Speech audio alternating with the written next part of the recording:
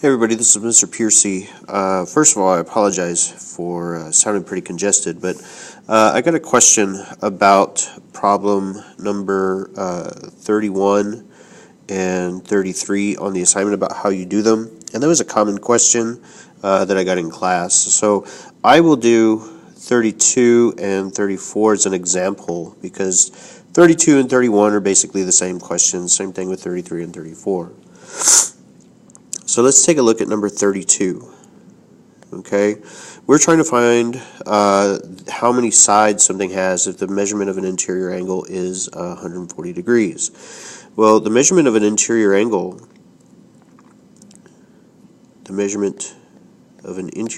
of a regular polygon is found by saying n minus 2 times 180 over n.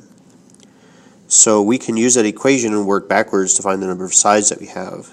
So in this case, I know that I have 140 degrees for the interior angle, and that is equal to n minus 2 times 180 divided by n. So we're going to solve for n here. Get the n out of the denominator by multiplying it on both sides, and I get 140 n to be equal to, in parentheses, n minus 2 times 180. And here I have the choice of either dividing by the 180 on the right side or distributing the 180 into the parentheses. Dividing by 180 is going to give me a fraction. So instead of working with a fraction, I'm going to distribute the 180. So I will get 140n is equal to 180n minus 360.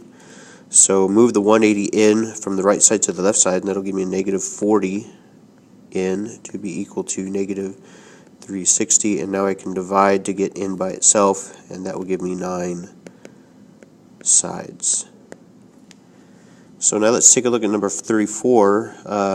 What is each exterior angle of a regular polygon when the measurement of the exterior angle is 3 degrees?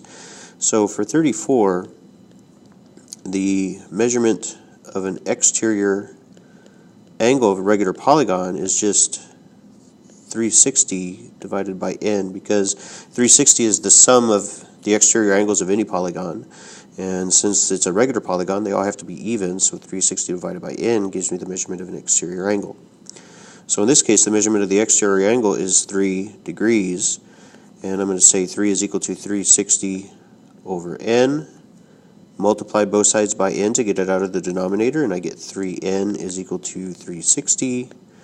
And divide both sides by 3, and I get 360 over 3. So n in this case will be 120 sides.